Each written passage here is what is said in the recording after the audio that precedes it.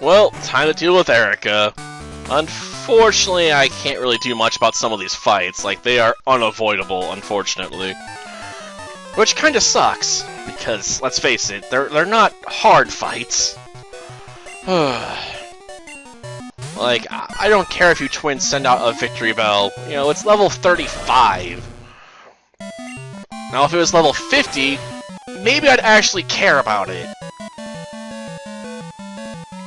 Because it'd be an actual threat. But level 35, like forget that. Like, it's way too weak to matter anymore. No. Yeah, just forget it. I mean, I realize it's a step up in terms of power from Surf, but it's also less accurate, which really bugs the crap out of me, because when you're playing this game with a solo Pokemon, like, you really want that extra accuracy.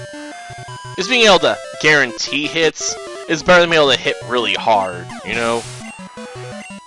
Because at least then I have, like, guaranteed damage. Instead of, you know, maybe I have damage. Like, we saw how that worked with Cross Chop, you know, like... like, it missed. You know, if it hit us, yeah, sure, probably would have done 50 to maybe 100 points of damage if he got a critical hit. But since, you know, it missed, like, it does nothing. And that basically just utterly screwed, you know, that random hiker's chance of victory altogether. Not that they were very high to begin with. Like, this gym's so unthreatening to me, I didn't even bother equipping Never Melt Ice. Like, I don't need the extra power of Never Melt Ice here. Like, forget that noise. Just keep the pink bow equipped. Ah, yes. The Parasect user. Ugh.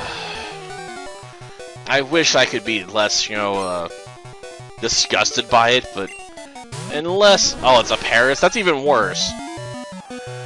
But unless, you know, you can power up Paras and abuse Spore, which you can't really abuse to the extent that you could in Gen 1 if you could outspeed, I just don't see how Paras is, you know, something you'd want to have as a go-to option. And yes, I know in one of the bug or grass runs I use Spore quite a bit to do setup work. But even then, let's face it, I wasn't using Parasect, you know, because I really liked it.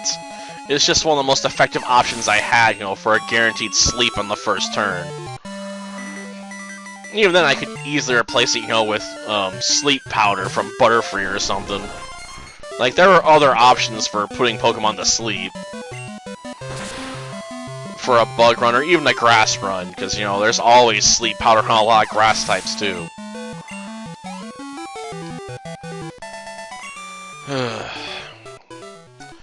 And sleep was the real advantage there, because I could switch into something safely and potentially power up.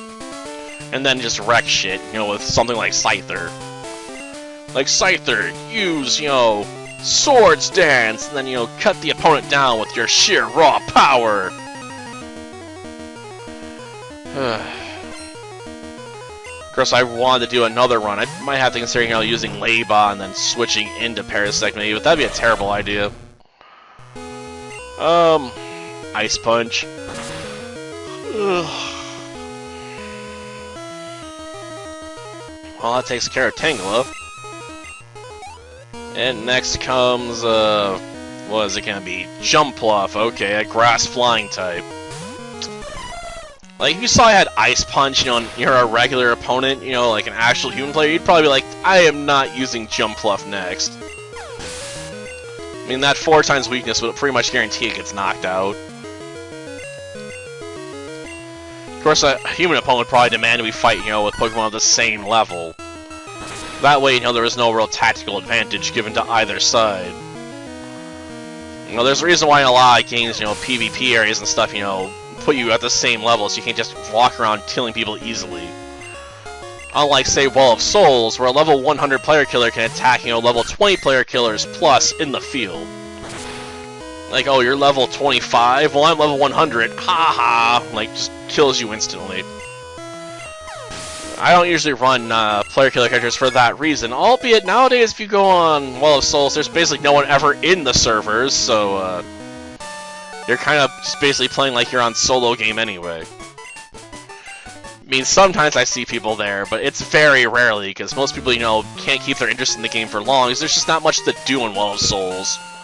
And since there's no one to chat with anymore, you know, and there's better options if you want to chat, like Discord and stuff like that, there's no real reason to get on Well of Souls to have, you know, instant messenger conversations with people. Even when it was more busy, you still had stuff like Yahoo Instant Messenger and stuff like that anyway, so... Well of Souls was never, like, the ideal option unless you want to, you know, play an easy game while you're doing some instant messaging, you know? Well, let's cut this down. And get back on our bike, right? Well, that'll do it for this place. Like, there's no other reason to hang around. Next time, you know, we'll make our way down to Fuchsia City and deal with Koga's daughter. Until then, see ya.